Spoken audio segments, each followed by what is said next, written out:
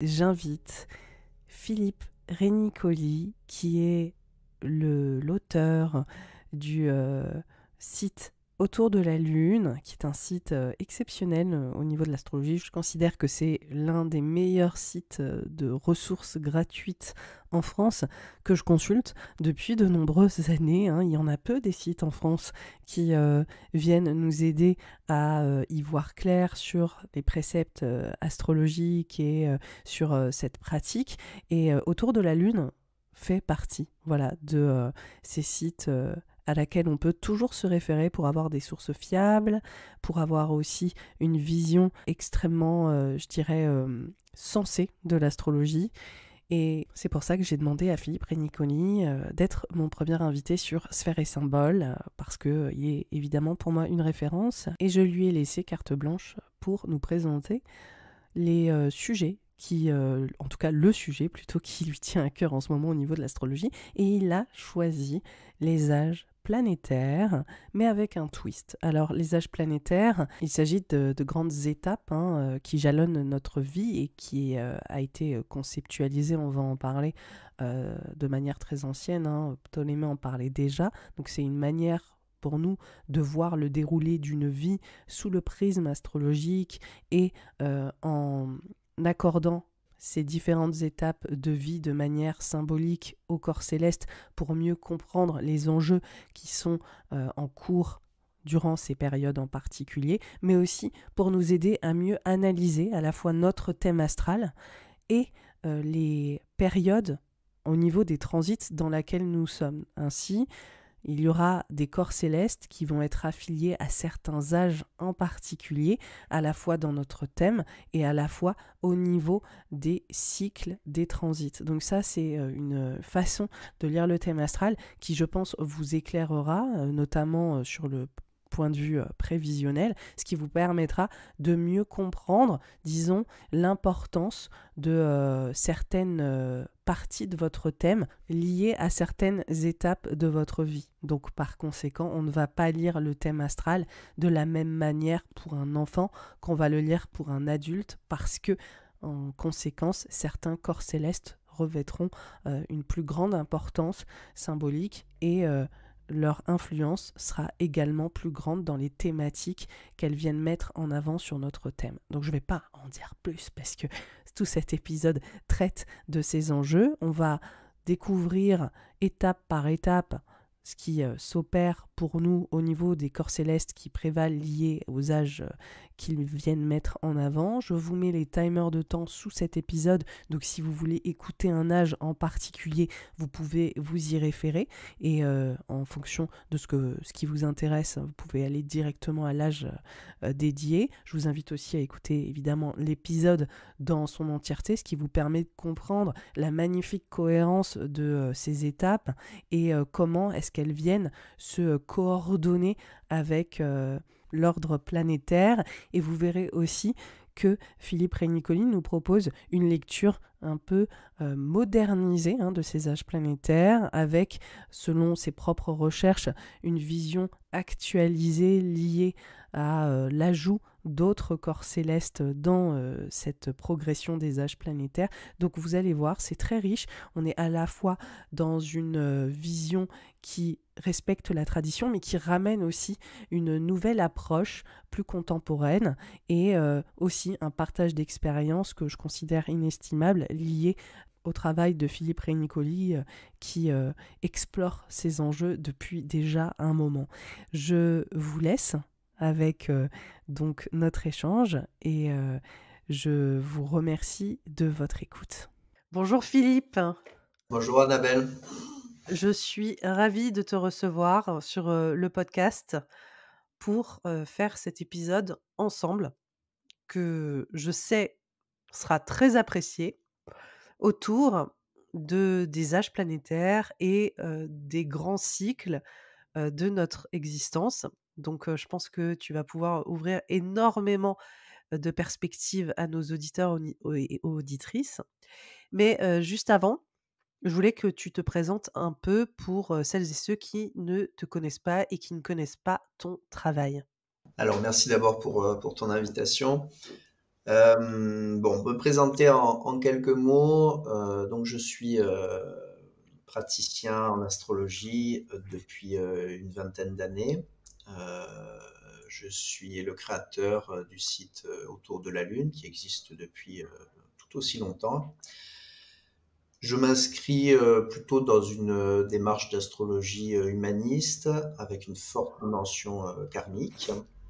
Euh, je m'intéresse particulièrement depuis quelques années à ce qu'on pourrait globalement appeler l'évolution du thème natal. C'est-à-dire que pour moi, il est important qu'un thème astrologique ne reste pas un instrument figé avec une lecture une bonne fois pour toutes et on n'en parle plus. Pour moi, ça marche pas comme ça. Les gens évoluent et leurs thèmes, ils évoluent avec eux. Donc c'est vraiment le sujet de prédilection que j'ai depuis plusieurs années et que j'essaye évidemment en consultation aussi d'intégrer au maximum.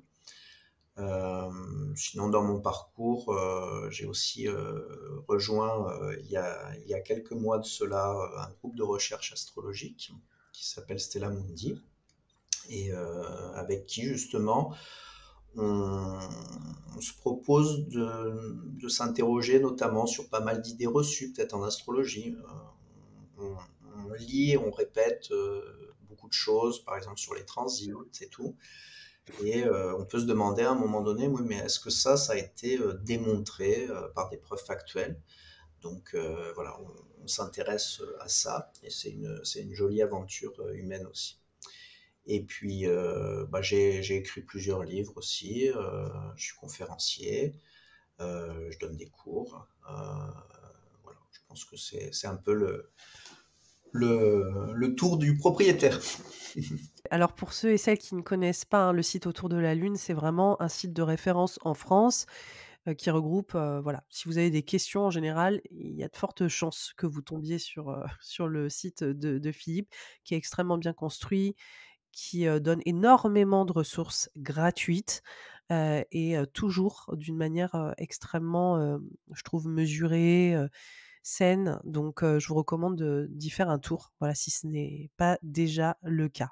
Donc aujourd'hui, on va parler d'une approche, je pense, qui est peu abordée, donc il s'agit des âges planétaires et donc de diviser, tu me dis, hein, tu rectifies si j'explique mal, mais en gros de, pouvoir, hem, établir les grands chapitres de notre vie autour de phases qu'on va traverser et la manière dont on va pouvoir aussi interpréter notre thème sur le cours de notre vie en fonction des planètes qui vont ressortir liées, à des cycles, spécifiques. Donc il y a des planètes pour l'enfance, l'adolescence, notre vie, de jeune adulte, de maturité et ainsi de suite et en fonction de ces étapes en particulier, on va mettre en avant, peut-être une planète avec plus d'intensité dans nos interprétations. C'est Alors, ça? tout à fait, hein, c'est l'idée qu'on ne va pas interpréter un thème astrologique de la même façon si on a affaire, par exemple, à un enfant, un adulte ou une personne âgée, pour reprendre juste les trois grandes étapes de la vie. Euh, mais on peut aller, et on va aller bien plus dans le détail, hein, évidemment. Donc, le thème, il bouge pour plein de raisons, hein.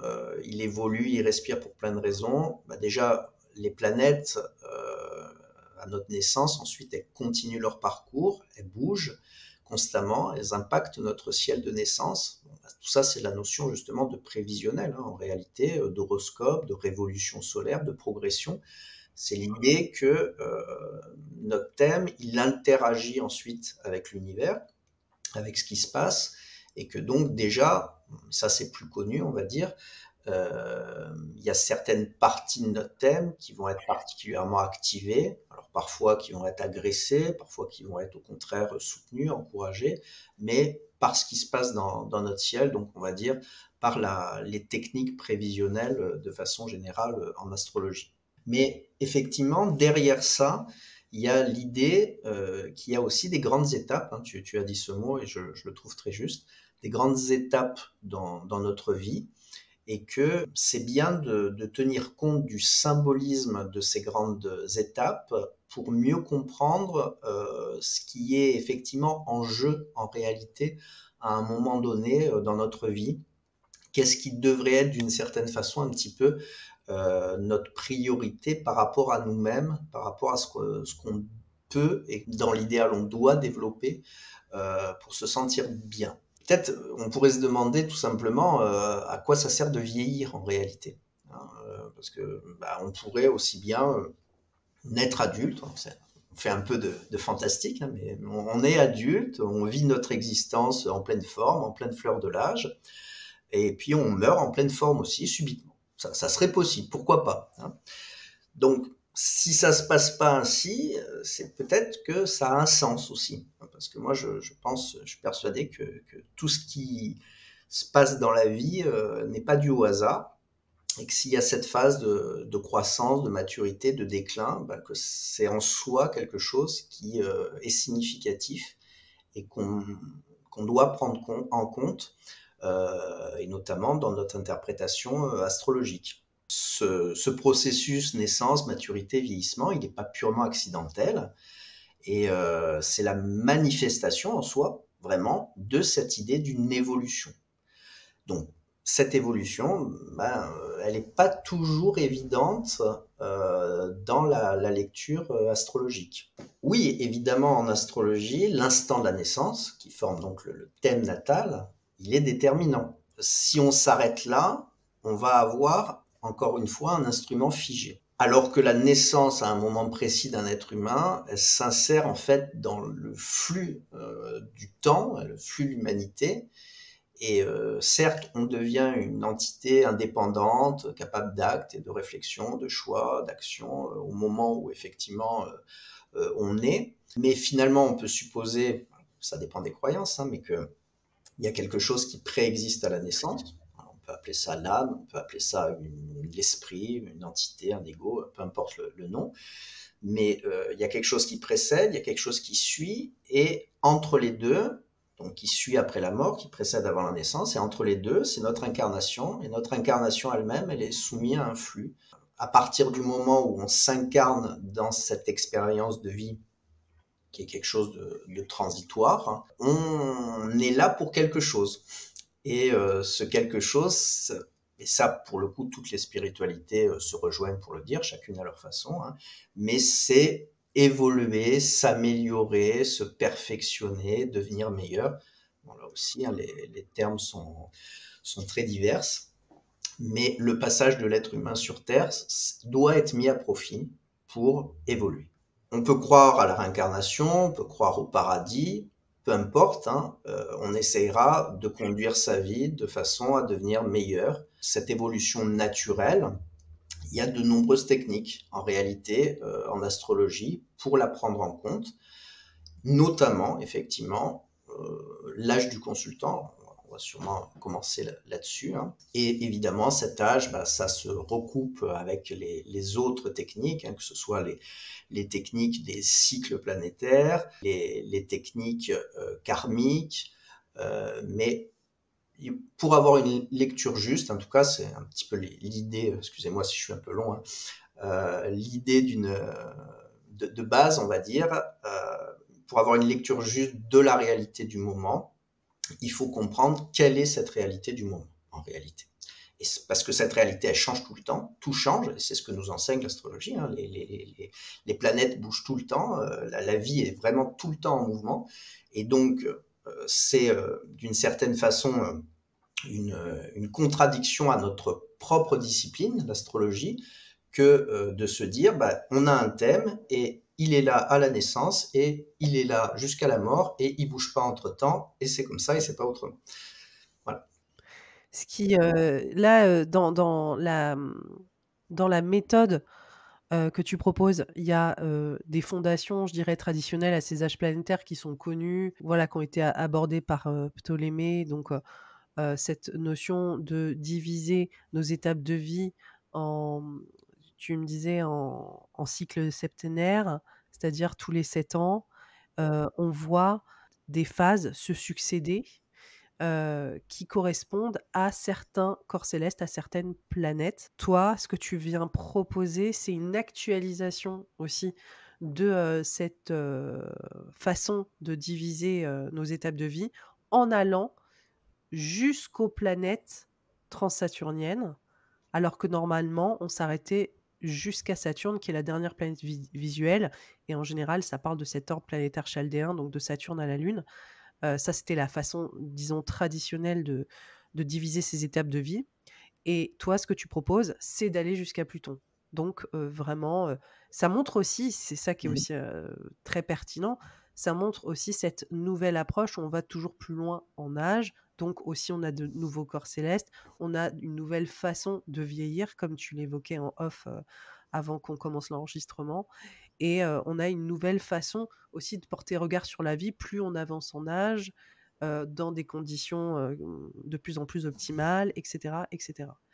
Donc là, ce qu'on va faire, c'est qu'on va parler de ces étapes pour aller jusqu'à l'étape plutonienne et puis on va voir aussi, comme on le disait, à quel point ça se coordonne de manière, assez spectaculaire, au transit, donc au cycle, disons, qu'on traverse tous et toutes, hein. On est tous concernés par ces transits-là. Donc pour nos auditeurs et nos auditrices, ça va vraiment vous permettre déjà d'une part de comprendre les grands cycles des transits, de base qui fonctionnent sur le long d'une vie. Mais, grâce à Philippe, vous allez aussi pouvoir comprendre quelle planète prioriser dans votre interprétation liée à l'âge dans laquelle vous êtes en ce moment. Donc c'est ça qui va vraiment, pouvoir faire la différence. C'est que, on a des planètes qui vont, à des moments, être sur le devant de la scène et d'autres qui vont être plus en retrait en fonction de l'étape dans laquelle nous sommes au cours de notre vie. Alors c'est tout à fait ça et on peut ajouter que chaque période donc est une étape et chaque étape est forcément un défi. Parce que qui dit évolution dit défi et c'est important justement peut-être de bien prendre conscience du défi qui est propre à chaque portion de vie. On va même pas parler d'âge là, on va vraiment descendre puisqu'on va être sur des périodes de 7 ans, ce qui est quand même relativement court finalement. Donc on est vraiment dans des portions de vie où il y a une priorité à définir et un défi à relever, et c'est important de bien en avoir conscience. Alors, juste petite précision, j'inclus donc les transsaturniennes, j'inclus aussi les deux planètes naines, Cérès et Pluton. Bon, moi, Oui, parce que Cérès est l'équivalent, enfin, il est plus grande même que Pluton ouais, aujourd'hui. tout à fait. Pour moi, d'ailleurs, la déclassification de Pluton a vraiment été symboliquement un moyen de dire aux astrologues, ben, regardez, Pluton que vous avez utilisé pendant des années, dont vous avez très facilement prouvé l'influence, qui est vraiment évidente, eh bien, vous avez aussi à côté un petit corps qui est plus grand, qui est Cérès, et dont il faudrait sans doute peut-être aussi s'intéresser. Moi, c'est une de mes grandes passions aussi, Cérès. Pour le coup, je l'utilise systématiquement. Bah, je vais te réinviter alors, pour en parler. Effectivement, on pourra pour le coup vraiment en parler. Maintenant, elle est tellement, si tu veux, inclus dans ma pratique que des fois j'oublie que certaines personnes ne l'utilisent pas. Et Ah bah, pas du tout, pas du tout. euh, à chaque fois, je suis presque choqué quand les gens me disent ah bon, Cérès, tu... Bon, bref. Donc effectivement, bah, on va commencer à voir ensemble ces âges planétaires. Alors, bah, on commence évidemment avec le cycle lunaire en réalité, hein, de la naissance à 7 ans. Euh, Ce cycle lunaire qui est, ben voilà, la lune, c'est l'enfance, c'est l'accouchement lui-même, d'ailleurs symboliquement, et il met en avant, ben, entre 0 et 7 ans, notre force d'imagination d'abord, hein. Il n'y a pas plus imaginatif qu'un enfant. Il met en avant nos rêves, nos jeux, et surtout aussi au niveau biologique, notre croissance. Hein, la Lune, c'est un symbole très fort de croissance. Tous ces domaines sont évidemment exacerbés entre 0 et 7 ans, mais il y a aussi le défi qui est propre à cette période, à ce premier cycle, c'est lutter contre les peurs déjà. Et quand on n'y arrive pas entre 0 et 7, il se trouve que ces peurs, elles ont tendance à rester toute la vie. Et c'est ça le Donc c'est l'inconscient ouais, aussi. La lune, tout à fait. L'inconscient, l'instinctif et tout ce qui est lié à la tentation de se replier dans un cocon protecteur, peut-être de s'en remettre un peu trop à sa famille, de se réfugier dans le giron maternel, par exemple. C'est le vrai défi dans le sens où si on va trop loin, d'une certaine façon, dans cette étape lunaire, si on est un peu trop lunaire, c'est-à-dire un peu trop dans son monde, dans ses rêves, dans son petit cocon, dans sa protection, on va pas du tout, en fait, être préparé ne serait-ce qu'à l'étape suivante, hein, qu'on va voir à partir de 8 ans.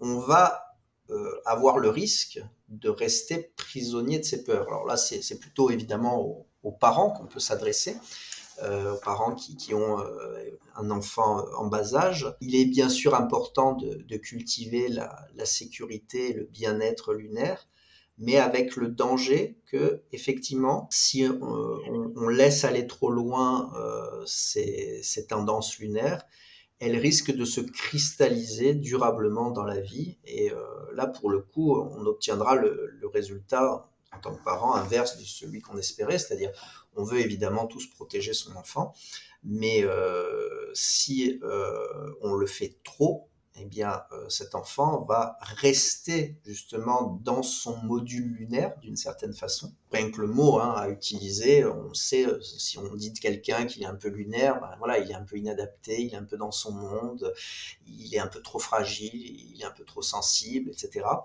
Et donc, cette étape lunaire, c'est à la fois donc le moment effectivement de nourrir pleinement nos rêves pour le futur, notre imagination, ce qu'on veut devenir, le moment vraiment de croître intérieurement, mais c'est aussi le moment où il faut pas se laisser, encore une fois, aller à nos peurs et à nos tendances au repli intérieur.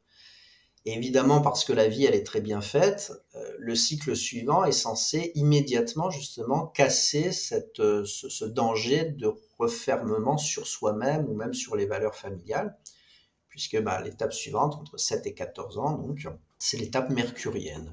Alors, juste avant qu'on passe à cette, étape mercurienne, Ouais. c'est-à-dire que, pour nos auditeurs et nos auditrices, sur les 0 et 7 ans, le corps céleste qu'on va privilégier et qui correspond à notre expérience de vie, c'est la Lune. C'est la Lune, tout à fait. C'est la Lune et évidemment, en fonction de l'endroit où se place la Lune dans notre thème, on va être très influencé. Alors, on peut prendre un exemple. Hein. Si un enfant, mettons, à la Lune en poisson, ça sera un enfant qui va être pour le coup très poisson. Hein, c'est tout simplement ça. Hein. L'idée, c'est que toute la fonction lunaire va se trouver canalisée en poisson, et donc cette nature poisson, donc cette sensibilité, On va prendre le pas. va prendre le pas très clairement. Donc il va être plus un enfant très sensible, affectueux, plutôt introverti, etc. À l'inverse, si on a une lune en Gémeaux, on aura un enfant qui va être très curieux, qui va être très extraverti, qui va être en découverte du monde, qui va être beaucoup plus agité aussi qu'un enfant en Poisson. Donc ce qu'il faut bien comprendre, c'est si ces caractéristiques lunaires, elles vont bien sûr rester présentes toute notre vie, que chez un adulte, on peut bien sûr interpréter la Lune en signe, en maison, en aspect et tout, et que ça va avoir un sens. Elles sont tout simplement plus évidentes à l'âge lunaire.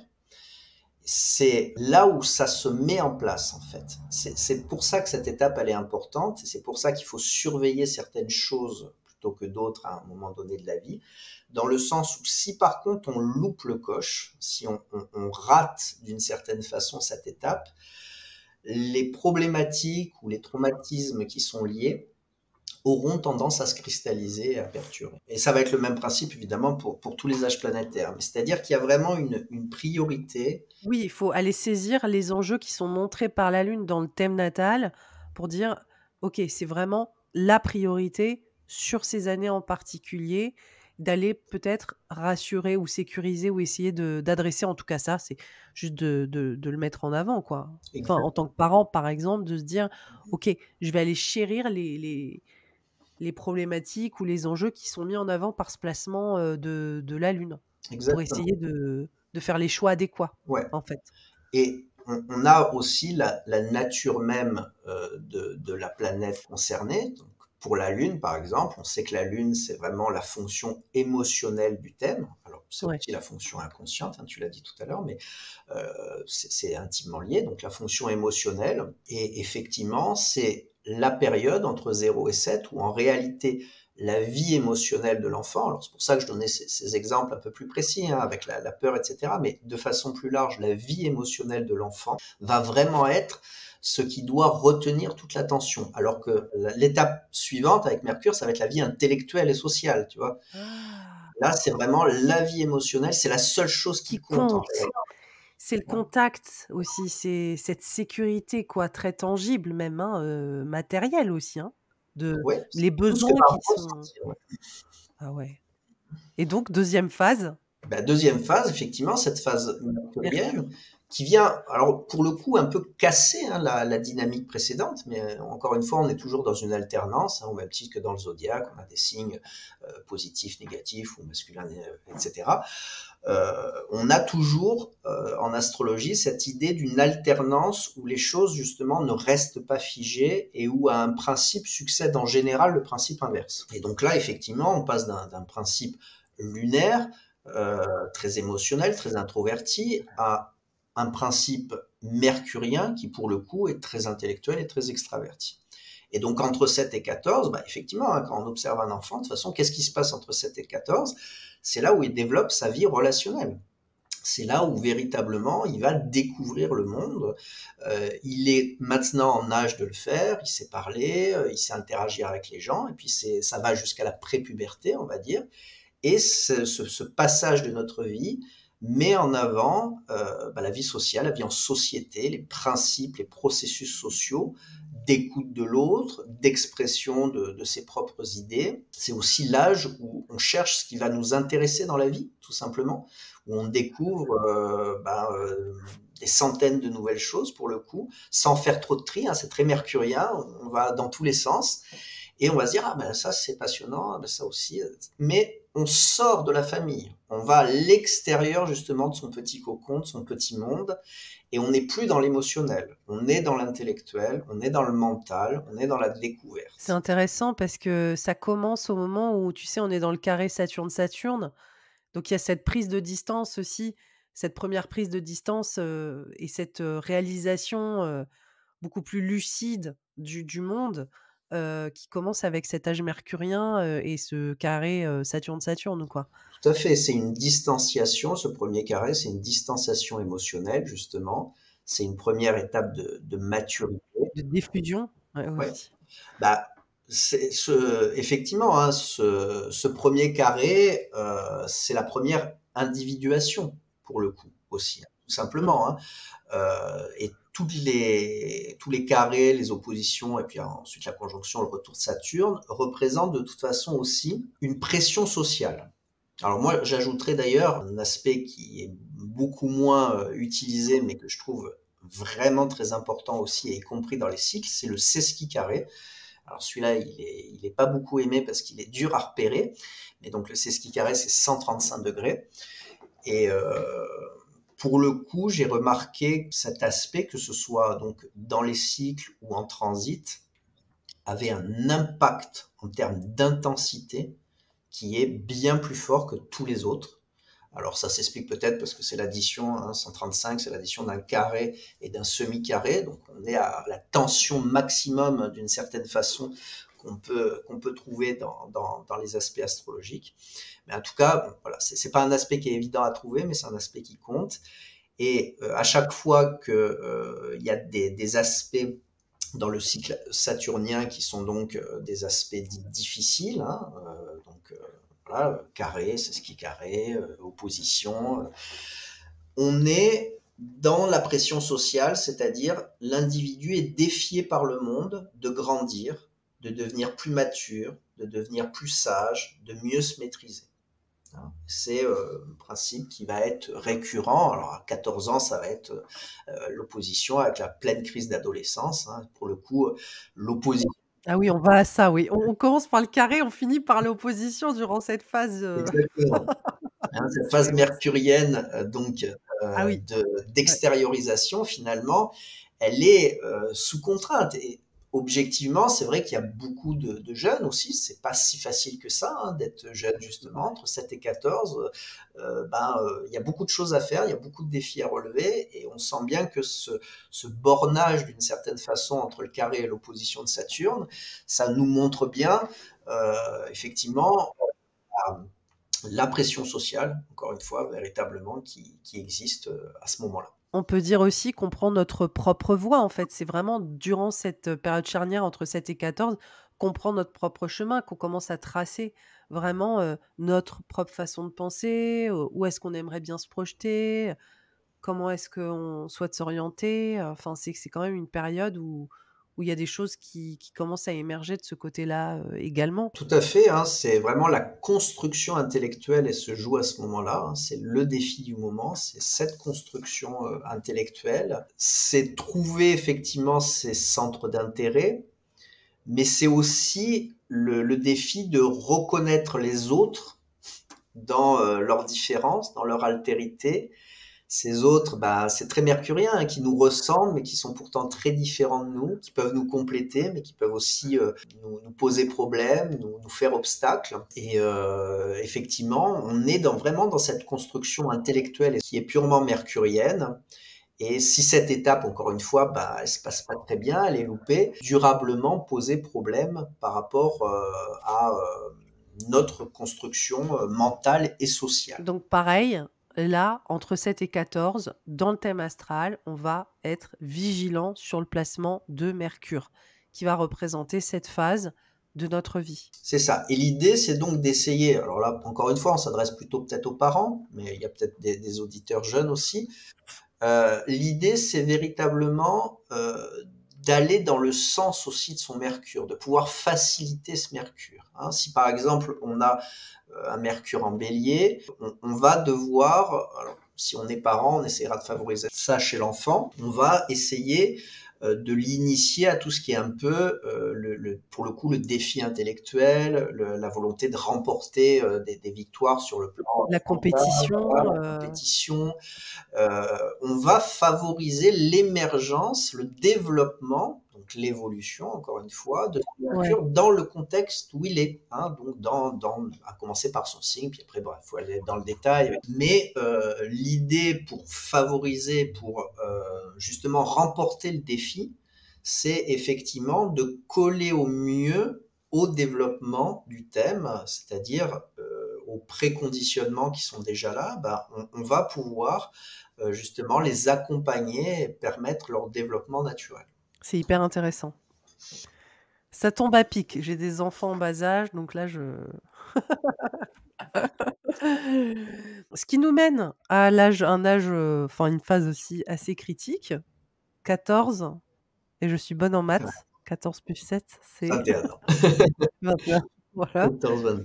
Qui commence par l'opposition en l'occurrence et qui se termine sur le carré, donc on enchaîne quand même des cycles, voilà, c'est des cycles, intenses. Bah, de toute façon, ça va être ça tout le long, hein, j'ai pas besoin de commenter parce qu'on est sur les cycles saturniens, donc ça va continuer. On est toujours sur, Saturne qui encadre, chacun des cycles. Exactement, et donc il représente toujours cette pression sociale, hein, ce fait que l'être humain n'est pas une île isolée, ne peut pas être pris indépendamment. Et en fait, Saturne, c'est une parenthèse, hein, mais souvent il nous embête autant parce que souvent il est la manifestation justement de la pression des autres. La plupart des choses désagréables qu'on peut ressentir sous des aspects durs de Saturne, en réalité, ils viennent du monde, ils viennent des autres, ils viennent du fait que on peut pas faire comme on veut, qu'on se sent justement bloqué, hein, souvent la fonction saturnienne, c'est se sentir bloqué. Et donc, ces étapes et ces âges planétaires, elles sont effectivement ponctuées au début, à la fin, à chaque fois, par la réintervention, en gros, du monde autour de nous, qui nous dit, non, non, mais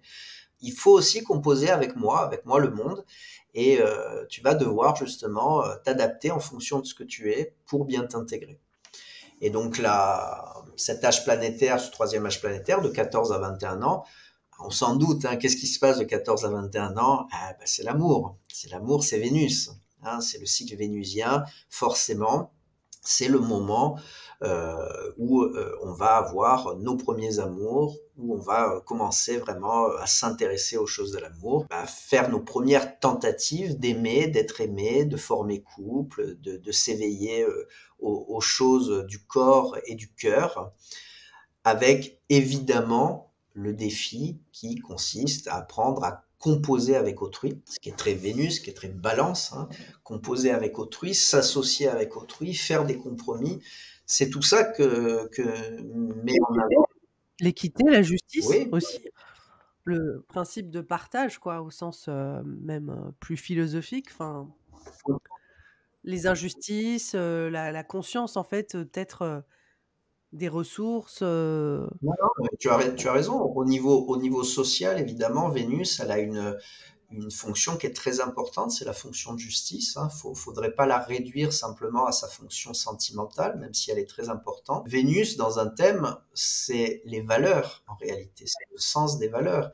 Donc ça va bien au-delà de l'amour. C'est tout ce ouais. que on aime, qu'on n'aime pas, c'est le principe d'attraction et de répulsion. Il y a quelque chose d'évidemment très important au niveau social, philosophique dans Vénus, et il ne faut pas la réduire effectivement juste aux sentiments, même si c'est ces sentiments qui vont nous conduire, y compris dans notre idée de la justice, qui est quand même très souvent subjective, hein. Oui, qui est affecté, quoi.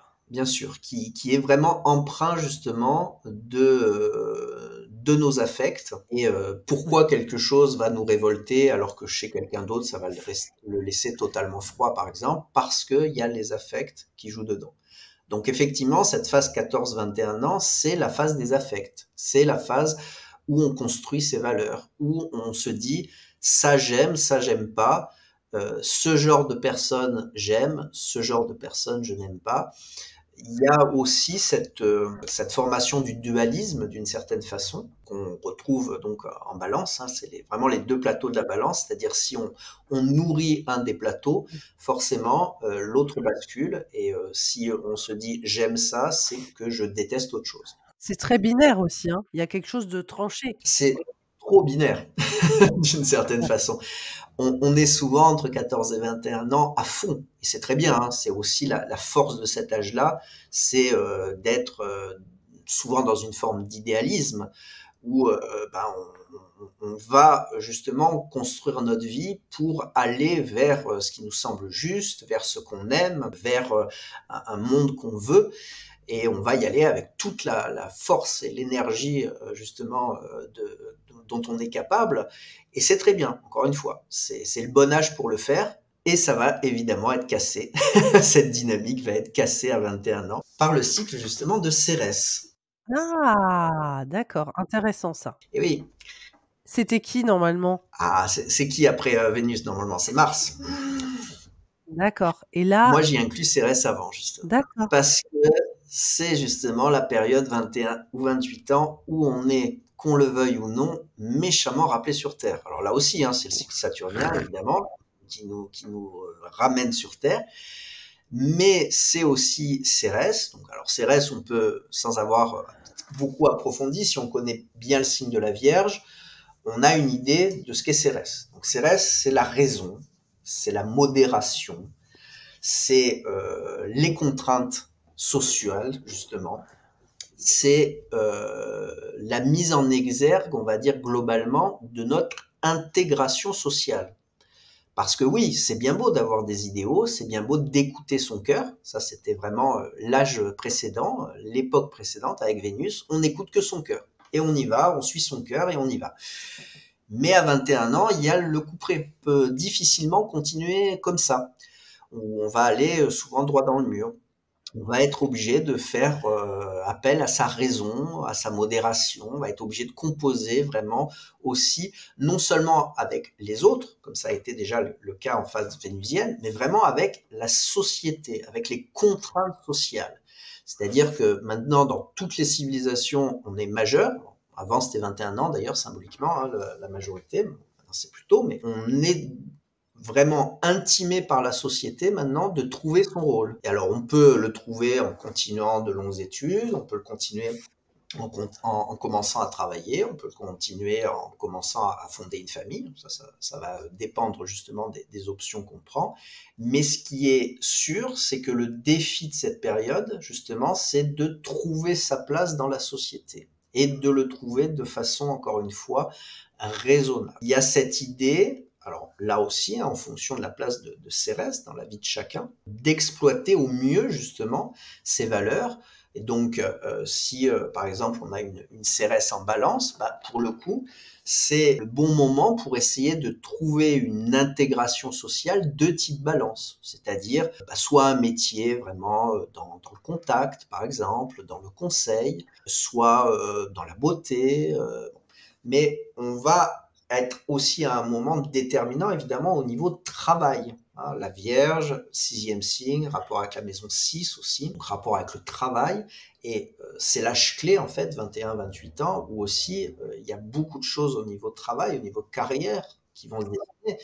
Alors, même si on peut se tromper, évidemment, on peut se reconvertir et tout, mais il va avoir un premier élan, en tout cas vraiment dans notre intégration socio-professionnelle, qui va être pris à ce moment-là. Ouais. Et c'est ensuite qu'on va combattre en réalité entre 28 et 35. Dans la phase, juste de CRS, on peut faire enfin, il y a un parallèle aussi peut-être de semer, en fait, les graines, qui vont plus émerger après aussi. On peut faire ce parallèle-là avec CRS. Ouais, Parce qu'il ouais, y bien sûr. a il y a il y a ce côté, de l'agriculture, donc il y a tout ce travail de bêchage, de planter des graines, enfin, il y a quelque chose de laborieux, et de l'ordre de l'effort qui rentre en ligne de compte avec Cérès, dans ce qu'elle raconte mythologiquement parlant et comment est-ce que, ça va prendre fruit plus tard, mais qu'on est dans une phase où, on pose un peu le décor quoi, autour de ce qu'on souhaite, voir émerger justement sur la phase d'après, qui va initier aussi, notre trentaine. On peut aussi le voir, sous cet angle-là, également. Alors, tu as tout à fait raison, hein, c'est vraiment une phase de semaille Ouais. avec toute la symbolique agricole, effectivement, de préparer aussi le terrain. Alors, préparer le terrain, ça peut être effectivement, comme je l'ai dit, poursuivre de longues études, mais ça peut être aussi justement vraiment commencer un travail.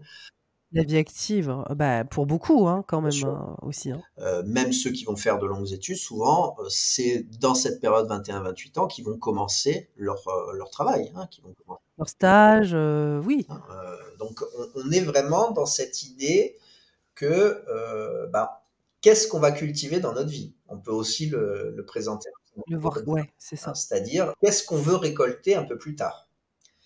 À quoi on va consacrer effectivement son énergie, quel type de plantation on va faire. Tout ça, c'est des images qui sont tout à fait parlantes, hein, correspondent bien à cette période de la vie qui est vraiment le début de la vie socio-professionnelle, tout simplement. Quelles que soient les étapes, on est dans cette idée que effectivement, on est dans un moment où, y compris d'ailleurs pour certains qui vont avoir commencé à travailler très tôt, hein, faut oublier personne.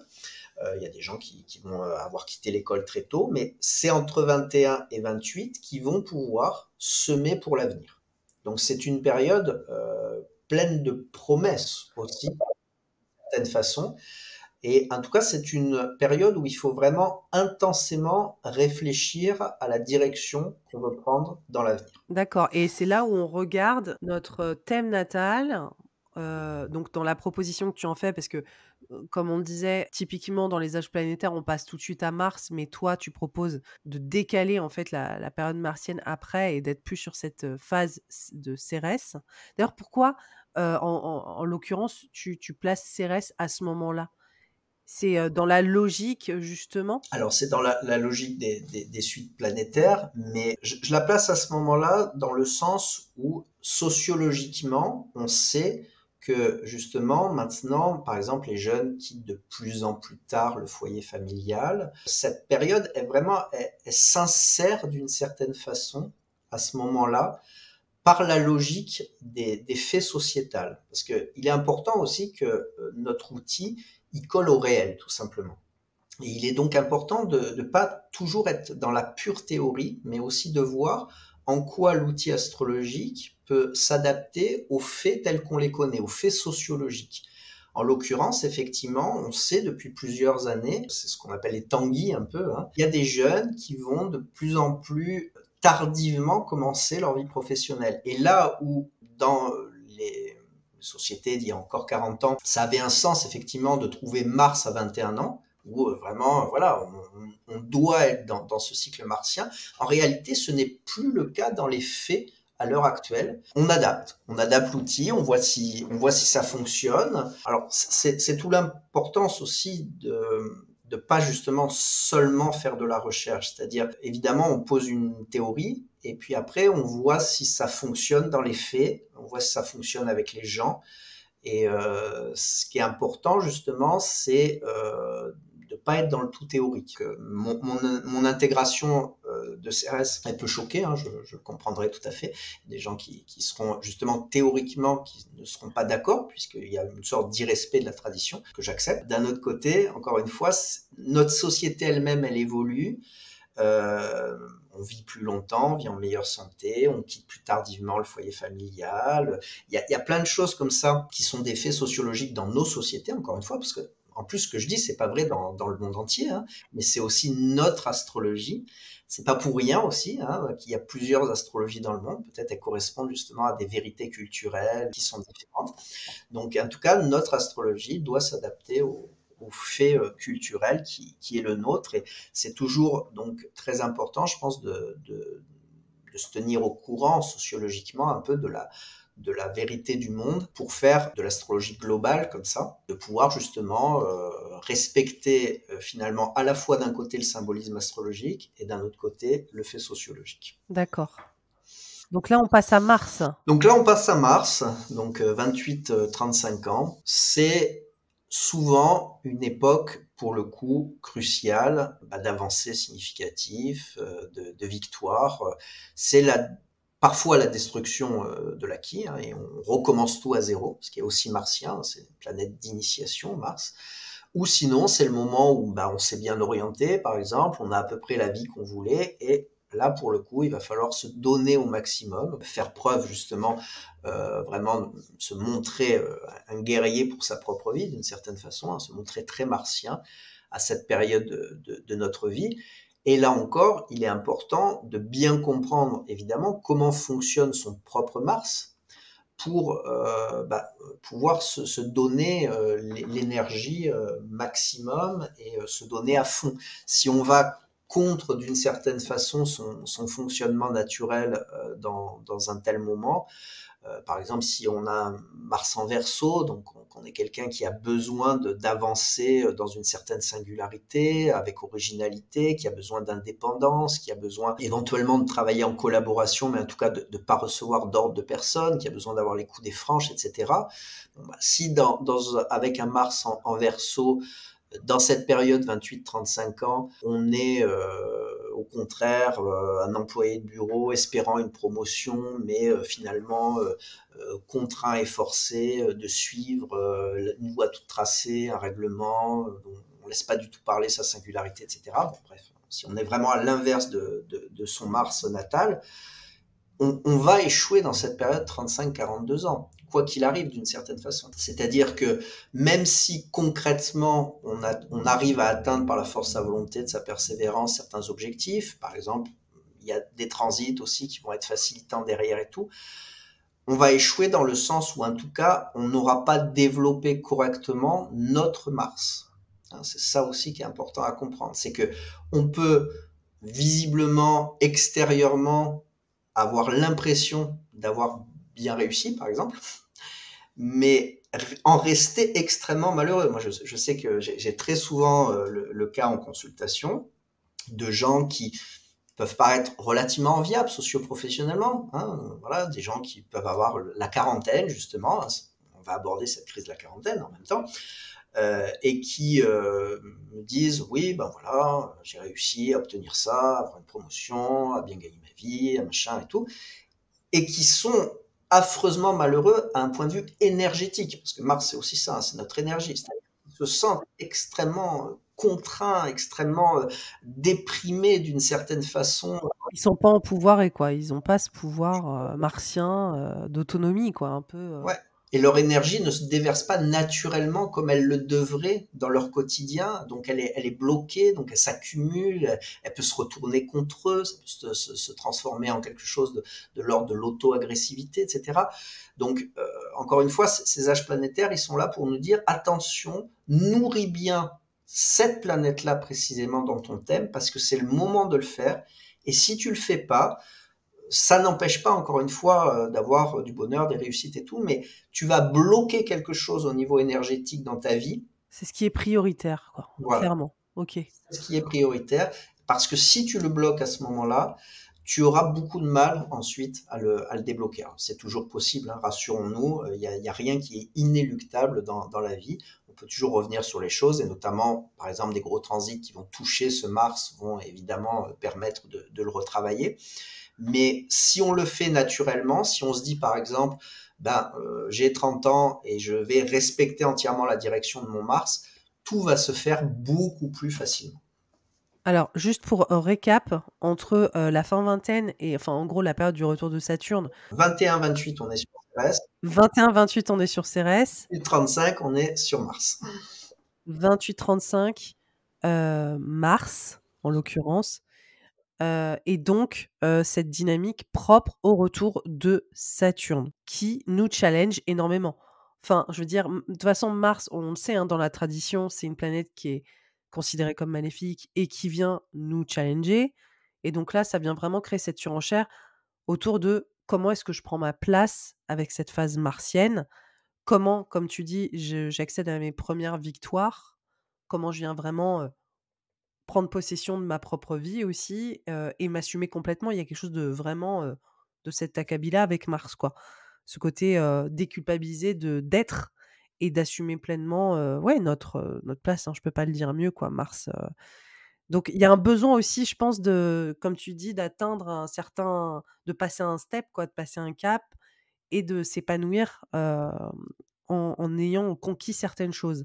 Sur le papier, enfin, de manière assez concrète et après, c'est là où on bascule, à 35, à 42 et là, on est chez Jupiter. On est chez Jupiter, tout à fait, qui est vraiment la continuité. Hein, ces deux planètes, c'est quand même deux planètes qui évoquent le feu, l'action, l'ambition.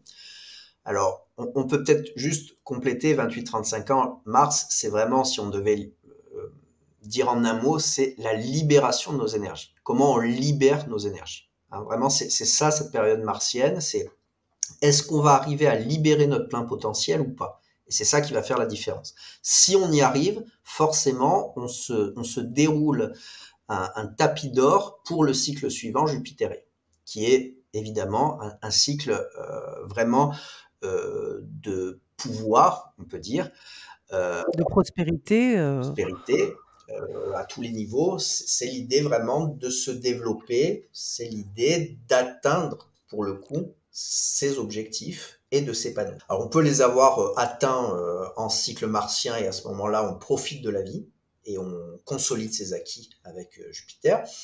On peut ne pas les avoir tout à fait atteints parce que peut-être justement on s'est réveillé un peu tardivement. C'est le moment de finaliser. Mais l'étape précédente, c'était vraiment la libération des énergies.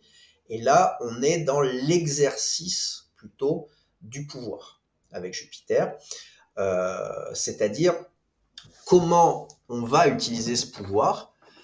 Et c'est très important parce que cette phase 35-42 ans, soit effectivement professionnellement, on a atteint ou pas un certain pouvoir, familialement, quels parents aussi on va être, quel pouvoir on va utiliser, financièrement aussi, on est à une période normalement où qu'est-ce qu'on peut faire de son argent. Il y a beaucoup de gens par exemple qui vont acheter leur maison à ce moment-là, etc. Mais il y a cette idée vraiment, le défi c'est l'exercice du pouvoir et ça, là aussi ça dépend de notre Jupiter natal, comment on va exercer ce pouvoir, quel type de pouvoir finalement on a, mais on est dans cette idée d'une période d'expansion, effectivement. Le défi, selon la nature profonde de Jupiter, c'est aller trop loin. Alors aller trop loin dans le plaisir, dans ses ambitions, dans l'autorité, l'excès. Voilà. Ça correspond à l'opposition, Saturne-Saturne, Ça correspond à Uranus-Uranus? l'opposition Uranus-Uranus surtout, ouais. Moi, c'est surtout là où je la trouve vraiment encore plus parlante Pertinente, et ouais. renforcée, parce que cette opposition Uranus-Uranus, c'est vraiment aussi souvent un moment où les gens, on va utiliser un terme un peu vulgaire, mais pètent un câble. C'est vraiment ça, hein, on pas souvent, effectivement, c'est l'addition en fait de ce cycle jupitérien, alors qui peut être selon ce qu'on a vécu avant, hein, parce qu'à chaque fois qu'un cycle s'accumule, finalement, bah, il va falloir un peu voir ce qui s'est passé aux étapes précédentes et se dire bon bah alors à quel moment finalement ça a commencé à ne plus suivre le bon parcours, hein, pour remonter tout. Mais on peut être effectivement dans la frustration aussi, dans un cycle jupitérien, si on n'a pas réussi justement à libérer son énergie, ou si une des étapes précédentes, hein, a été loupée. On peut remonter jusqu'à l'enfance si on est trop dans nos peurs parce qu'il y a quelque chose qui s'est joué au niveau lunaire et qu'on n'a pas réussi à bien gérer nos émotions. Toute sa vie, on a traîné ça et on se retrouve dans le cycle jupitérien et au moment de l'opposition Uranus-Uranus, en plein désarroi à se dire j'ai loupé ma vie. I c'est intéressant que tu fasses le parallèle parce que, si on prend en compte, ce signe, cette étape pardon, jupitérienne, quand tu vois l'étape lunaire, il y a pas beaucoup de transits majeurs durant cette étape lunaire de 0 à 7 ans, mais il y a surtout le premier carré de Jupiter et l'opposition Jupiter-Jupiter durant cette phase de 0 à 7 ans. Donc, il y a vraiment cette notion de perspective du monde, de croyance, de l'enseignement, hein. C'est une période où on apprend aussi énormément, cette phase lunaire et donc il y a quelque chose qui vient se télescoper entre les choses qui nous ont été accordées ou pas peut-être et comment est-ce qu'on vient aussi peut-être prendre conscience de dynamiques, relationnelles profondes qu'on a vécues de 0 à 7 ans, qu'on a potentiellement, reproduit, hein, souvent, enfin voilà et comment arriver à ce moment charnière de la fin trentaine, début quarantaine, on est en train de dire: «Mais en fait, je prends conscience littéralement que, j'ai mis en place peut-être un système de croyance qui me convient plus et c'est pour ça que, oui, il y a beaucoup de gens qui font des virages à 180 degrés et qui, d'un coup réalisent qu'ils ne sont pas ce qu'ils ont construit jusque-là. Enfin, il y a vraiment des fois, et oui, c'est ce que tu dis vulgairement, des pétages de câbles et des virages qui sont, choquants, hein, pour, l'extérieur. Enfin, de pas comprendre comment est-ce qu'on a pu arriver, d'un point A à un point B en un temps, aussi, aussi restreint. Donc, je trouve aussi avec Jupiter, ce qui est intéressant, c'est le côté, excès, tu sais? Il y a une inflation du moi, il y a un côté, je peux tout faire. Ça, c'est très l'opposition Uranus-Uranus qui s'oppose, aussi à ce moment-là. Mais il y a un côté, en fait, j'ai pas de limite, quoi. Je peux absolument, tout conquérir ou en fait, je mène ma vie comme je le veux, ma barque et cetera. Ce qui, peut, poser problème et créer pas mal de dégâts.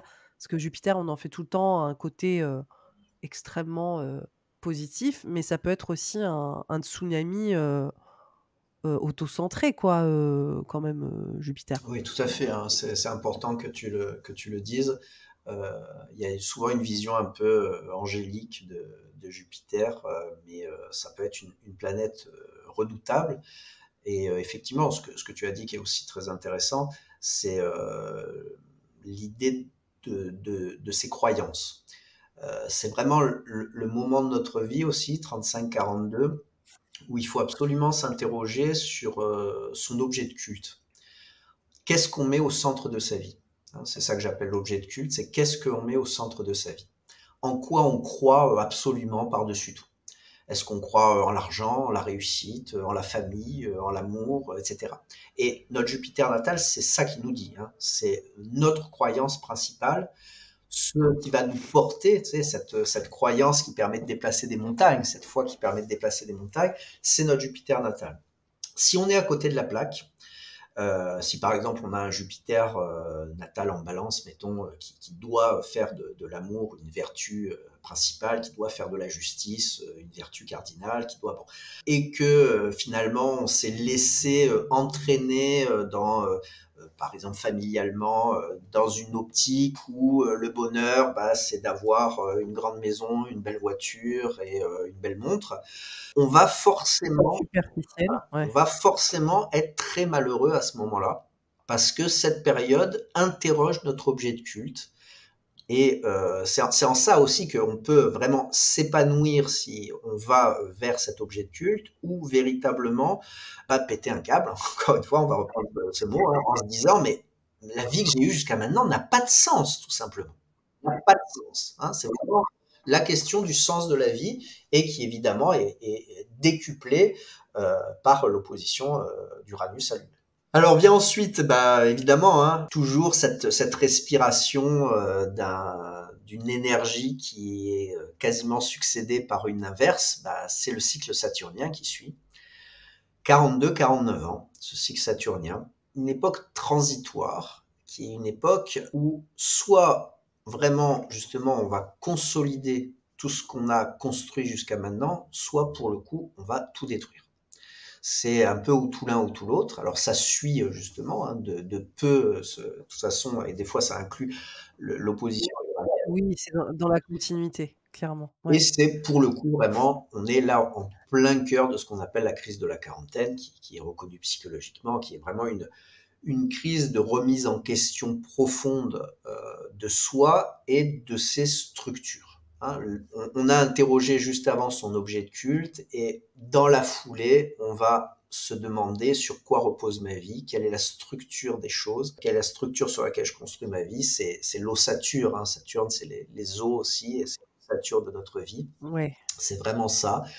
Et donc, comment je construis la suite? Sur quelle fondation? Sur quoi je me repose? Donc, il y a vraiment une première question là qui est très importante à ce niveau-là des fondations. C'est vraiment la question des fondations. Soit je consolide mes fondations, je les sécurise, soit je recommence tout. C'est l'ascension ou la chute saturnienne. Hein. Mais c'est aussi, et cette question elle est peut-être encore plus importante, la question du détachement. Hein. Saturne, c'est aussi celui qui entraîne le manque, qui entraîne la privation, mais ça ne doit pas être vu forcément comme quelque chose de négatif. Le dépouillement, C'est le dépouillement. C'est l'idée. ouais. Hein, S'extraire du superflu, quoi. Là, on se recentre sur l'essentiel, hein. c'est ça. Hein, sur la structure, c'est ça l'essentiel. C'est qu'est-ce que l'essentiel. Et on va vivre des choses à cette période, chacun va les vivre à sa façon, mais qui vont nous proposer ce détachement. Alors ça peut être les enfants sont grands, ils partent de la maison, ça peut être on divorce, ça peut être on tombe malade, ça peut être on est viré, ça peut être plein de choses qui sont rarement des choses forcément très agréables. Hein. On est avec Saturne. On est dans une énergie qui donne des leçons, mais qui les donne sans aménité, mais qui nous permet par contre de faire des grands bonds en avant. Et très souvent, alors là c'est pareil, hein, je le vois beaucoup en consultation, les gens qui sont dans le cycle saturnien sont toujours confrontés à une épreuve du détachement. Quelle que soit après la façon exacte dont ça va se goupiller pour eux. Mais pour le coup, là, le rôle de l'astrologue qui a une ou un consultant de cet âge-là, c'est vraiment d'accompagner ce détachement et toujours, encore une fois, en respectant aussi le Saturne natal, ce qui nous dit, sa façon de se comporter, etc. Après, on va passer vraiment, une fois qu'on a fait ce grand nettoyage d'une certaine façon, on va passer en phase de renouvellement. Aller sur les transsaturniens. Alors là, Ouais. c'est là où justement je commence à inclure les transsaturniennes, parce qu'il se trouve que donc le cycle uranien, que je vais commencer entre 49 à 49 ans, hein, de 49 à 56, et bien pareil, le fait sociologique est là, et bien maintenant on voit que les gens qui ont une cinquantaine d'années, et souvent justement entre 50 et 55, en l'occurrence on a même 49-56, sont des gens qui sont profondément dans une recherche de renouvellement de leur vie, qui vont à ce moment-là vraiment relancer leur vie, qui vont, parce que justement ils sont encore jeunes, se projeter dans l'avenir. Alors c'était pas le cas il y a encore 40 ans, où c'était vraiment l'époque où on se disait bah voilà, bientôt la retraite, on vieillissait, et on vieillissait dans notre tête aussi, hein. Mais c'est intéressant parce que quand tu fais, le cycle, complet, de l'ordre planétaire chaldéen, typiquement, c'est le moment où tu reviens aussi, à la base, à la Lune, donc il y a quand même quand tu respectes, on va dire, le cycle, de voilà, de ces phases planétaires, de ces âges planétaires, tu reviens aussi, mine de rien, au point de départ aussi à ce moment-là, donc c'est juste que enfin, c'est 2 façons différentes de l'aborder, mais qui sont quand même, tu vois, en accord. Là, c'est juste que tu vas, transposer ça avec Uranus, mais sinon, voilà, c'était, la Lune, Mercure, enfin, en tout cas, on est en train de revenir à un cycle initial et on est en train de rebâtir quelque chose de nouveau, de faire émerger un peu, voilà, une nouvelle poussée, quoi, à ce moment-là. Ouais, et tu vas voir que tu peux continuer, enfin, mettre en parallèle le cycle Oui, chacun traditionnel et puis cette proposition que je fais. Le cycle suivant, par exemple, il est neptunien, donc normalement, il serait mercurien. c'est vrai. Ouais. Euh, on est aussi dans une recherche très forte, sauf que cette recherche, avec l'âge, elle se fait sur un point de vue spirituel, elle se fait plus sur un point de vue intellectuel. Et donc, en l'occurrence, Neptune remplace très bien, d'une certaine façon, Oui, Mercure, sauf qu'il se positionne pas tout à fait dans le même. au même endroit. Ouais. Mais on est là-dedans, et puis le cycle plutonien va être en accord avec le cycle vénusien, et là aussi c'est très intéressant, parce que bah, Vénus, Pluton, c'est Taureau, Scorpion, c'est cet axe. Les ressources. Et c'est, oui, c'est les ressources, c'est les valeurs, c'est ce qu'on essaye de prendre et ce qu'on accepte de relâcher. Enfin, il y a un axe, ça respire tout ça. Donc là, pour cette phase, tu me disais, c'était quoi les âges? Alors 49-56 pour le cycle uranien. 49-56. Donc effectivement, un cycle de renouvellement, hein, un cycle pour trouver une nouvelle place sociale aussi, hein. Penser comment, justement, maintenant, dans l'avenir, on va continuer à agir, on va trouver notre place. Et puis le défi de ce moment-là, c'est de ne pas se replier sur soi. C'est alors se replier sur soi, pas sur un mode saturnien, sur un mode uranien, c'est-à-dire devenir hyper individualiste, se dire j'en ai assez fait, et après moi le déluge, hein, parce que c'est Bon, devenir égoïste. ouais, ouais, c'est ça. C'est vraiment un âge où quand tu observes les gens, tu vois qu'il y a quelque chose d'important qui se joue à ce niveau. Il y a un choix de vie vraiment en 49 et 56, où soit les gens se disent effectivement, bon bah allez, j'en ai assez fait, maintenant je pense à moi, j'ai élevé mes enfants, j'ai fait ma part pour la société, tout le reste m'intéresse plus, je pense à mon bon plaisir, et puis point. Et puis tu as le choix inverse. Tu as, bah, je veux encore vraiment contribuer au monde, je veux encore découvrir plein de choses, je veux encore être utile, voilà. Donc il y a vraiment un choix de vie qui est pour moi très uranien, qui se fait à ce moment-là entre je reste profondément intégré dans le collectif, ce qui est aussi une vision uranienne, puis je pense à l'avenir et je me dis qu'est-ce que je peux faire pour le futur, pour les Ouais. générations futures même. Pour rester un peu en lice aussi, quoi, rester dans l'actualité, quoi, aussi Ouais, du tout monde. à fait. Oui, oui, c'est vraiment cette idée de rester jeune d'une Ouais, certaine façon. aussi, ouais, j'avoue. Ouais, ouais. Ou sinon, ben, tu fais le choix, je te dis, ben, moi j'en ai assez fait, j'ai assez donné, maintenant c'est aux jeunes de faire, moi je profite de la vie dans mon coin et advienne que pourra. Hein, il y a aussi très clairement des gens qui se positionnent comme ça Et de à se cet âge-là. sentir marginalisé aussi peut-être par, les nouveaux enjeux sociétaux, puis y avoir cette fracture, sociale aussi qui peut rentrer en ligne de compte, de se dire: «Mais je me reconnais pas quoi», enfin, forcément, dans ce qui se passe aujourd'hui et de se mettre à l'écart, de se mettre au banc parce que ça peut être aussi une thématique uranienne quoi, de se dire, «Si c'est comme ça, moi je fais mon truc de mon côté quoi». Je me reconnais pas, dans le mouvement actuel par exemple. Ce qui, à mon avis, concerne pas mal de personnes, voilà quoi, qui arrivent, c'est juste avant enfin, on arrive avant la retraite quoi, c'est la phase de pré-retraite aussi un peu quoi. Alors ça va dépendre des gens, ça va dépendre de la retraite, Oui aussi. mais non, en tout cas, au minimum, on se pose la question. Et ce que tu soulignes, c'est très intéressant, hein, quand tu dis effectivement, bah, parfois, on s'exclut soi-même d'une certaine façon. C'est-à-dire que la nouvelle génération qui prend les manettes, hein, ceux qui vont arriver sur le marché du travail notamment, qui ont 20 ans, On ne se reconnaît plus, on se sent effectivement différent, et soit on accepte de se nourrir de cette différence, hein, c'est ça que j'appelle se renouveler, c'est de dire justement Ouais. cette différence elle est riche, elle peut justement être complémentaire, soit effectivement on se dit non mais je m'y reconnais pas, quelle horreur, les jeunes ils sont tous affreux, ils pensent de travers, c'est pas du tout comme ça qu'il faut faire. Et du coup, moi, je préfère rester dans mon coin, me couper des On se braque. ce braque. Ouais. Hein. Donc, il y a un processus comme ça, uranien, qui est déterminant, et un choix de vie qui est déterminant à cet âge-là, effectivement, à faire, avec une respiration évidemment très forte de ce qu'est notre Uranus et de ce qu'est notre singularité aussi, et de ce qu'on peut apporter en termes de singularité dans le monde. C'est aussi l'idée d'une transmission, Uranus. C'est-à-dire que je suis un individu singulier, mais en quoi mes particularismes, mes originalités, mes centres d'intérêt et ce que je suis globalement en tant qu'individu peut justement continuer à s'intégrer, à participer au monde, à nourrir le monde, ou est-ce que au contraire justement je vais m'en couper. Donc il y a vraiment cette idée, et ça dépend évidemment beaucoup comment on a vécu le cycle saturnien juste avant. C'est toujours L'opposition Uranus-Uranus aussi, enfin, voilà. très clair. Parce qu'il y a vraiment cette passation Ouais.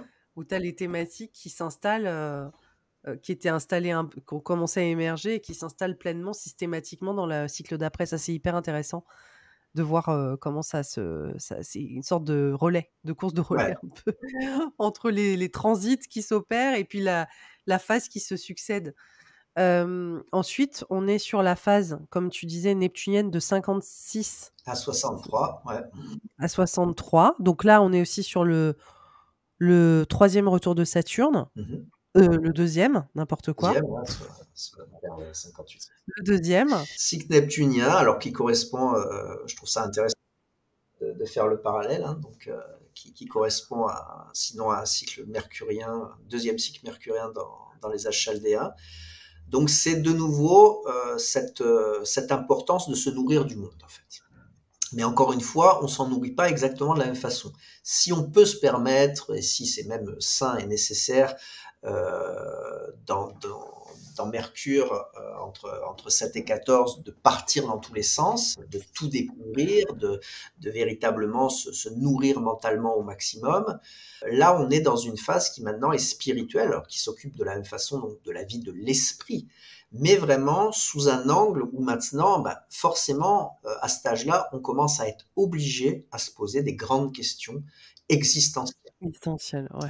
On n'est plus dans la découverte des choses rigolotes ou agréables, on est dans des questions qui comptent, des questions importantes. C'est l'âge où malheureusement tout le monde commence à perdre des gens chers, hein, que ce soit nos parents, que ce soit même des gens du même âge qui partent tôt, de maladies, etc. Mais les gens entre 56 et 63 ans sont en général tout le temps, au moins, ils connaissent un deuil majeur dans leur vie. Et cette question donc du sens de la vie, du sens de la mort, elle est posée. Alors ça correspond aussi très bien évidemment à ce deuxième retour saturnien, hein, avec cette idée du détachement, encore une fois, hein, qui se pose. On est donc invité, quoi qu'il arrive, à s'occuper des lois invisibles, à s'occuper de ce qui n'est pas justement évident, sous une forme ou une autre, de composer avec l'univers. Et puis il y a le grand défi qui va avec, hein. Le défi neptunien. Neptune, c'est une planète qui malheureusement entraîne souvent de la déprime, de la souffrance. Le défi, c'est pas baisser les bras justement à ce moment-là. C'est pas tomber dans le fatalisme, dans la noirceur, dans de toute façon, voilà, c'est comme ça, on va tous mourir, je suis le suivant. Bon. Et c'est en cultivant évidemment une forte spiritualité, mais à ce moment-là, plus que jamais, parce que la spiritualité, normalement, il conseille d'en faire un peu une quête initiatique de toute sa vie, mais à ce moment-là, c'est absolument essentiel, et notre Neptune natale va pour le coup devoir vivre à ce moment-là, et c'est si on n'arrive pas à le faire vivre, si on n'arrive pas à trouver notamment une spiritualité qui convient à ce Neptune natal, qu'on va s'aigrir, qu'on va renoncer, qu'on va pour le coup vraiment être dans la souffrance avec un sentiment souvent d'impuissance. Ça me fait penser à ce que tu disais autour de la phase jupitérienne, c'est quoi 35-42 Mhm. de la quête de sens. Mais en fait, on est dans cette continuité en fait de, enfin, il y a Jupiter, Neptune gouvernent les mêmes signes, etc. Donc il y a quand même une espèce de d'exploration du sens, mais à un niveau beaucoup plus profond à cet âge-là. Moi aussi, ce qui me fait réfléchir, c'est que début cinquantaine, tu sais, on vit le retour de Chiron. Ouais. Chiron. Donc on est déjà à 50 ans dans une phase de guérison. Enfin, on rentre dans une phase d'introspection, de mutation émotionnelle, psychologique. On fait surtout aussi face à nos vulnérabilités avec le retour de Chiron. C'est quand même une phase aussi qui peut être, qui peut nous activer des choses émotionnellement compliquées. Et on enchaîne en fait finalement, tu vois, c'est lié au transit, on enchaîne encore une fois Neptune, phase d'apprentissage émotionnel sans compromis, de grande vulnérabilité et de lâcher prise comme tu disais, c'est intéressant aussi. C'est ce côté, c'est aussi une phase de dépouillement, mais c'est une acceptation profonde aussi de se laisser prendre par le flux de la vie. Tu en parles beaucoup de ce flux-là, de notre du sens, mais voilà, il faut atteindre une autre je pense une autre conscience des choses qui se joue sur une dimension plus intangible, quoi, effectivement, 100% spirituel. On n'a pas les ressources dans la matière là, hein. Clairement, quand tu vois la 50 ans et comment est-ce qu'on enchaîne sur cette phase neptunienne, on s'extrait de plus en plus de la dimension matérielle. Le sens vient dans ce qui n'est plus forcément perceptible, quoi. Alors, c'est très intéressant, hein, d'ailleurs, le rapport que tu fais entre le cycle jupitérien et le cycle neptunien. Bon, effectivement, hein, le poisson traditionnellement géré par Jupiter. Avec l'âge jupitérien, on est dans une recherche du sens terrestre, en réalité. Quel est le sens de ma vie terrestre, de mon Ouais, incarnation? voilà, Qu'est-ce que je peux faire dans le monde, quoi, vraiment? tangible. Alors qu'avec Neptune, maintenant, on va être vraiment, pour le coup, dans une interrogation qui est non terrestre, qui est véritablement mystique. C'est-à-dire, c'est plus quel est le sens de ma vie, c'est quel est le sens de la vie. Et ça va être aussi quel va être le sens de ma mort. Après, Qu'est-ce qu'il ouais, va avoir c'est clair. après? C'est-à-dire que Jupiter, c'est tout ce qu'il y a pendant, jusqu'à la mort, et Neptune, c'est justement, c'est après. En fait, c'est après. C'est l'interrogation, elle est là. C'est normalement ce qu'on a décidé de faire de notre vie, de ce qui nous reste à vivre, c'est plus ou moins acté. Mais par contre, s'interroger vraiment sur les questions, voilà, globalement métaphysiques, c'est-à-dire véritablement autour de tout ce qui est l'incarnation et la chair, ça c'est le moment de le faire et c'est donc forcément quelque chose qui nous prépare aussi au cycle suivant, au cycle plutonien. Donc de 63 à 70 ans, bah, c'est vraiment là un cycle maison 8, on va dire, pour faire simple, c'est-à-dire 63-70 ans, c'est le moment où, quoi qu'il arrive, on doit lâcher prise. On n'a plus le choix. C'est le moment où, quoi qu'il arrive, on va être à la retraite.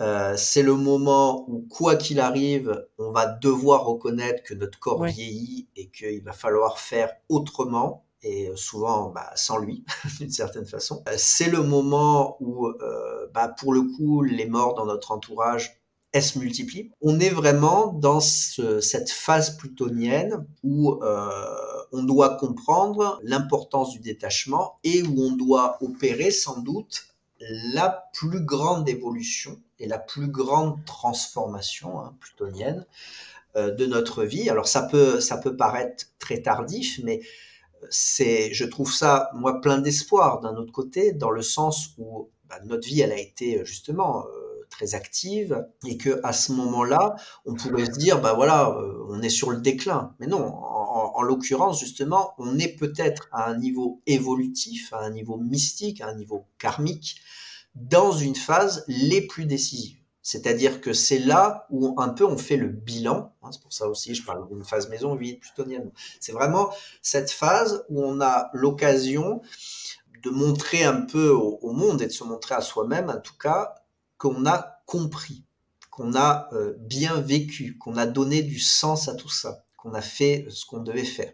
Et c'est un moment, effectivement, où on peut vraiment développer un maximum de sagesse. Et puis, puisque maintenant les gens continuent à vivre en bonne santé, on peut se proposer de prendre là pour le coup un rôle totalement différent, un nouveau rôle, vraiment de renaître pour le coup, encore une fois, hein, de toute façon toute la vie est une succession de renaissances, mais ce cycle plutonien, il nous prépare aussi à endosser un nouveau rôle, alors qui est plus un rôle de travailleur actif, qui est plus un rôle de parent. Tout ça, c'est forcément derrière nous. Mais par contre, on peut à nouveau se réinventer et essayer de prendre ce nouveau départ qui va correspondre à la fin du cycle. Hein. Et de 70 à 77 ans, le cycle reprend du début. On est à nouveau dans un cycle lunaire. Alors c'est marrant parce que réfléchissant à ces étapes, souvent sur les jeux de société, il y a marqué de 0 à 77 ans. Ah Quand ouais, c'est vrai. c'est C'est un vrai. jeu. Pourquoi? On sait pas. C'est arbitraire. Ouais, c'est tout à fait arbitraire, mais c'est marrant le clin d'œil parce que je pense qu'entre 70 et 77 ans, on a vraiment l'occasion un petit peu de retrouver en enfance, de retrouver notre jeunesse d'une certaine façon, paradoxalement. Et moi, je sais que dans mon entourage, j'ai la chance d'avoir des gens dans cet âge-là qui vivent pleinement leur lune, qui revivent pleinement leur lune et qui redéveloppent, par exemple, le goût des jeux en société, par exemple, se réunir pour jouer avec des gens. Et Ah, tout. mais c'est vrai. En fait, c'est une renaissance, mais on revient à quelque chose mais c'est hyper intéressant parce que ça parle aussi de quand on parle de, quand on atteint un âge, avancé, on redevient enfant. On est infantilisé à nouveau et on a des besoins qui redeviennent extrêmement, tangibles, de sécurité, et on redevient sensible comme l'est un petit enfant. C'est-à-dire, tout de suite, on nous bouge de nos repères. Ça peut être, assez, voilà, problématique pour nous, on a besoin de on doit prendre soin de nous et cetera. Le corps qui est vulnérable, qui est faillible, comme l'est aussi un enfant qui ne peut pas complètement, voilà, être en autonomie. Enfin, c'est hyper intéressant de voir qu'arrivé à 77 ans, pas tout le monde, hein, évidemment, on va pas forcément régresser, mais ça vient interroger des choses, de peut-être reprendre plaisir même à des choses beaucoup plus simples, beaucoup plus, mmh, Oui, oui, direct, primaires tout à fait. aussi. Le plaisir Enfin, de manger, le plaisir les petits plaisirs. d'être en vie quoi, j'ai juste d'être Et là puis quoi. cette force de l'imaginaire qui est commune aux deux périodes.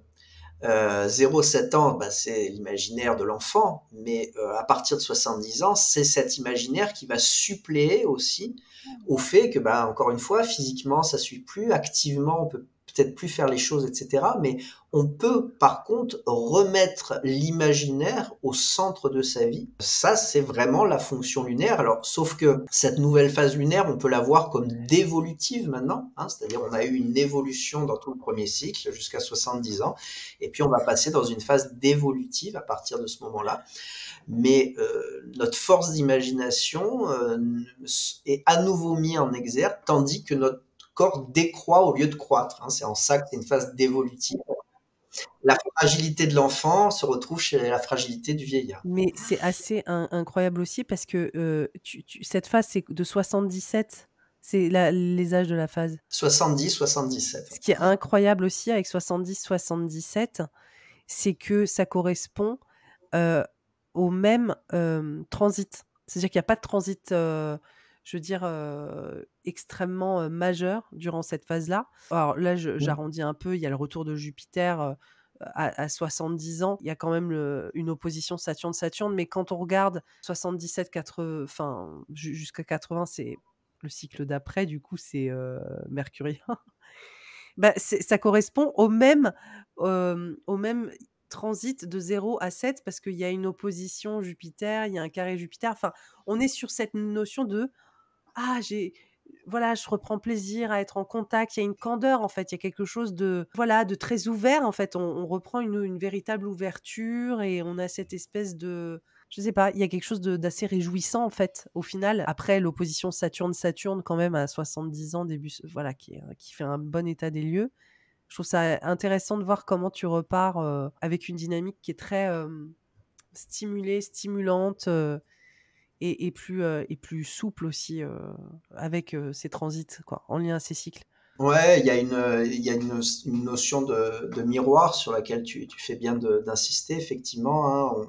On retrouve vraiment une dynamique de vie qui est identique, sauf, je te dis, avec cette différence d'interprétation que dans un premier temps, on est Oui, dans la croissance, dans un deuxième temps, décroissance. Cette décroissance, elle ne doit pas être vue comme une décadence, c'est important.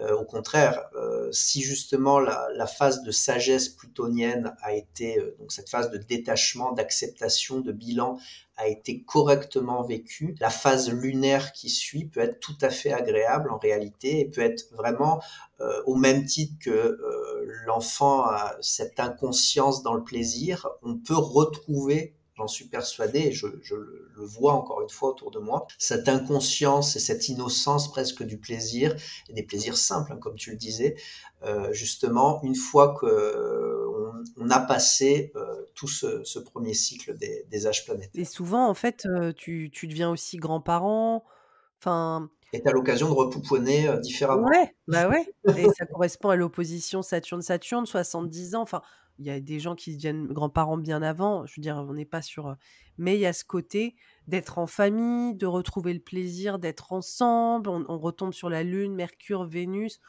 Il y a quelque chose de maintenant, en fait, je suis beaucoup plus dans le présent aussi. Après une phase, finalement, Uranus, Neptune, Pluton, qui était plus introspective, plus centrée sur une guérison, sur un apprentissage intérieur, sur une nouvelle vision. Maintenant, après, on est au présent. En fait, c'est ça que ça raconte, quoi. Tu reviens à quelque chose de beaucoup plus, Oui, et puis ouais, concret aussi. C'est intéressant parce qu'il y a une espèce de prise de distance assez, majeure avec des nouvelles perspectives spirituelles, voilà, psychologiques et comme tu disais karmiques avec un moment déterminant, enfin, voilà, au niveau, psycho-émotionnel et puis ensuite on revient à quelque chose de beaucoup plus, simple, où on est juste là et on est ensemble et on a besoin de l'autre et on réexplore aussi nos liens, avec, ce recommencement Lune-Mercure, Vénus et cetera, quoi. ouais, tout à fait. Bah, c'est un message aussi espoir que contient l'astrologie, dans le sens où c'est vrai que les périodes transsaturniennes sont des périodes lourdes, on va dire. On se réconcilie avec une Mmh. certaine légèreté de la vie en reprenant effectivement le cycle depuis le début et puis en réenchaînant après ben, la Lune, Mercure, Vénus. On peut se réconcilier avec cette légèreté et c'est en ça que véritablement on peut retomber en enfance, mais dans le côté le plus positif du terme, c'est-à-dire retrouver effectivement, grâce au détachement qu'on a pu acquérir, ce plaisir de la vie en tant que tel, en réalité. C'est beau, hein? On a fait le grand tour là, c'était le manège, le grand tour de la vie, mais c'est beau de prendre de la perspective et puis de voir aussi cette correspondance, comme on le disait, on l'a souligné plusieurs fois, entre des grands transits qu'on traverse tous, ces âges planétaires qui, viennent, tout le temps être en réponse ou se coordonner d'une manière ou d'une autre et aussi voir comment est-ce que on peut mieux s'auto-accompagner ou accompagner, nos proches ou voilà ceux qui font partie de notre vie autour des planètes qui vont prévaloir à ce moment-là pour les valoriser ou avoir des points de vigilance. Je pense notamment au cycle saturnien, uranien, neptunien et d'avoir des clés de dire: «En fait, c'est ça qu'il faut que, j'aille privilégier durant cette phase de ma vie et que j'aille explorer des potentiels nouveaux, peut-être pas encore expérimentés, liés à ces placements dans mon thème». Et accessoirement, évidemment, aussi en transit. Parce qu'il y a Neptune, voilà, je dis Neptune, c'est totalement, au hasard, mais Neptune, où est-il en ce moment, en transit, durant cette période de ma vie? Moi, je crois que je suis en moi, j'ai 37, donc je suis en période martienne, par exemple. viens de terminer ta période martienne, c'était jusqu'à 35. Là, tu as commencé ta période jupitérienne. C'est ça. Donc du coup, je refais un parallèle vis-à-vis des transits. Je suis en période jupitérienne, donc mon Jupiter natal, point de focal, mais aussi le transit de Jupiter, qui vient me guider sur cette période de 7 ans, Ouais. à chaque fois. Alors évidemment, hein, ça, on n'a pas pu en parler, mais il y a l'importance de toutes les techniques parallèles, et alors notamment Mmh effectivement, mh. bien sûr, au-delà des cycles, ben, tout simplement les transits, mais aussi les progressions, auxquelles moi j'accorde beaucoup d'importance. Tout ça, c'est des choses aussi qui font évidemment Rajouter des niveaux d'interprétation, quoi. exactement, qui se recoupent, qui se complètent. Et c'est en travaillant avec le maximum d'outils, évidemment, qu'on peut atteindre le maximum de pertinence, hein. Oui, mais on sait, hein, on sait comment ça marche, autour de l'analyse des cycles. On est toujours en train de superposer tout un tas d'infos. Mais déjà, je trouve que c'est, extrêmement pertinent. Je pense qu'il y a beaucoup de personnes, ça va les aider à prendre du recul sur, les phases dans lesquelles ils sont en ce moment. Donc, je pense qu'on a fini cet épisode. Je suis très fière de nous parce qu'il Mhm. dure environ 1 h 30 et je trouve que c'est, très bien. On aura l'occasion de se retrouver, je l'espère, pour l'analyse d'un transit déterminant, Philippe et moi, pour la rentrée sur l'art de l'astrologie. En tout cas, je vous tiendrai au courant. Si vous voulez découvrir le travail de Philippe, c'est évidemment sur son site. Il y a tout ce qu'il faut, que ce soit formation, consultation, j'imagine. Je mettrai ton site de toute façon en lien sous l'épisode, pour que vous puissiez le retrouver. Est-ce que tu as un réseau? Toi, tu as Twitter, je sais. Je suis sur Twitter. Vous pouvez me rejoindre évidemment sur Twitter. Il y a aussi à travers Stella Mundi, encore une fois, la petite association de recherche là qu'on a créée. Vous pouvez vous inscrire aussi si vous voulez être tenu au courant. Et puis, bah, sinon, oui, il y a même la page contact de mon site si vous voulez directement m'envoyer un petit mot, ça fait toujours plaisir. Et sinon, tu es sur Instagram ou Non, je suis non, pas, pas sur Instagram. je suis trop Donc vieux pour Instagram. tu peux pas être partout, tu peux pas être partout. Donc voilà, je vous invite en tout cas à prendre connaissance de son site qui est, génial et je pense que vous aurez aussi tu as sûrement fait un article sur les âges planétaires. Oui, j'ai dû faire ça, j'en ai fait tellement. Il en a fait tellement, voilà, donc pour apprendre, il y a énormément de ressources gratuites, donc je vous invite aussi à aller, voilà, découvrir ça. Je te remercie Philippe, je te dis à bientôt et merci encore pour ta disponibilité. Eh bien, merci à toi, et puis merci à tous les gens qui nous ont écoutés jusqu'au bout, en espérant que ça ait intéressé tout le monde. Et puis effectivement, bah, à bientôt, au plaisir, et merci pour globalement le travail que tu peux faire pour promouvoir l'astrologie. Je trouve ça super, et à bientôt. C'est gentil, merci. Bye bye.